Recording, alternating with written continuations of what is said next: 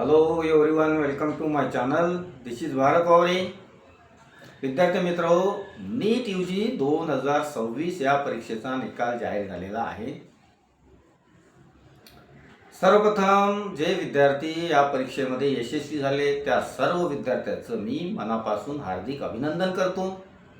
कारण यावर्षी 3 मे 2026 रोजी एक एक्झाम झाली होती आणि ती एक्झाम कॅन्सल झाली. त्यानंतर 21 जून 2026 रोजी दुसरी रीनेटची एक्झाम झाली. ह्या दोन्ही परीक्षेमध्ये तुमचा कस लागला. तुम्ही या परीक्षेमध्ये तावून सुलाखून निघाले, त्यामुळे तुम्ही अभिनंदनास पात्र आहात. आता हा नीट यूजी परीक्षेचा निकाल लागला, पुढं काय करायचं असा प्रश्न विद्यार्थी आणि पालकांना पडलेला आहे. पुढं काय करायचं तेच आपण आजच्या व्हिडिओमध्ये पाहणार आहोत.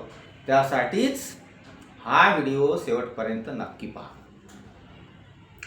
सर्वात आधी तुमचं स्कोअर कार्ड आणि रँक डाउनलोड करून व्यवस्थित जतन करून ठेवा. स्कोअर कार्ड फार महत्त्वाचं आहे. दुसरी गोष्ट, काउन्सिलिंग संदर्भातले ज्या महत्त्वाच्या अपडेट आहेत त्यावर सतत लक्ष ठेवा. दुसऱ्या शब्दात असं म्हणता येईल की नीट यूजीची जी ऑफिशियल वेबसाईट आहे त्या वेबसाईटवर रोज नवीन अपडेट येत असतात, नोटिफिकेशन येत असतात. त्यासाठीच तुम्ही ही वेबसाईट दिवसातून 4 ते 5 वेळा चेक करत राहा. म्हणजे ज्या काही अपडेट येतात नवीन त्या तुम्हाला समजेल, माहिती. त्यानंतर ॲडमिशन प्रोसेससाठी जे काही डॉक्युमेंट लागतात त्यामध्ये काय नीटचं स्कोअर कार्ड आहे, ॲडमिट कार्ड आहे. परीक्षा देण्यापूर्वी जो तुम्ही फॉर्म भरला होता तो फॉर्म, त्याच्या झेरॉक्स कॉपी, 10वी आणि 12वीची marksheet, school leaving certificate, domicile आणि nationality certificate, non criminal certificate, EWS certificate, orphan certificate, त्यानंतर caste certificate, caste validity certificate, Aadhaar card, photo आणि महत्त्वाची गोष्ट फिटनेस सर्टिफिकेट. हे सर्व डॉक्युमेंटची यादी आतापासूनच तयार करून ठेवा. डॉक्युमेंट व्यवस्थित तयार करून ठेवा. एक जरी डॉक्युमेंट कमी असेल तर ॲडमिशन होऊ शकत नाही.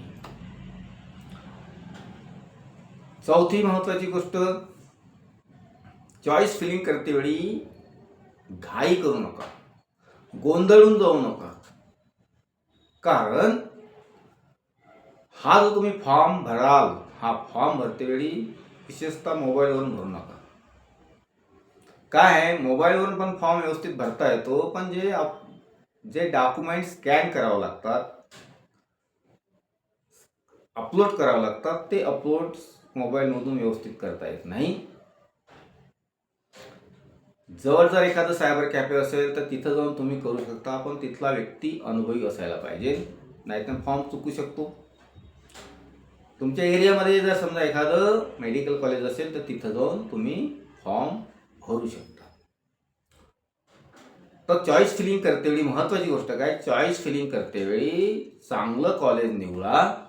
त्या कॉलेजचा मागच्या वर्षीचा कट ऑफ पहा आणि तुमचा रँक पहा आणि रँकनुसारच तुम्ही तो चॉईस फिलिंग भरा. आमच्या चॅनलवर काउन्सिलिंग, कट ऑफ, त्यानंतर सीट मॅट्रिक,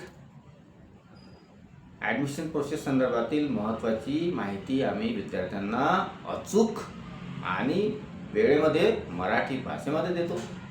त्यासाठीच हा चॅनलला सबस्क्राईब करा. हा व्हिडिओ आवडला असल्यास व्हिडिओला लाईक आणि शेअर करा. धन्यवाद. जय महाराष्ट्र.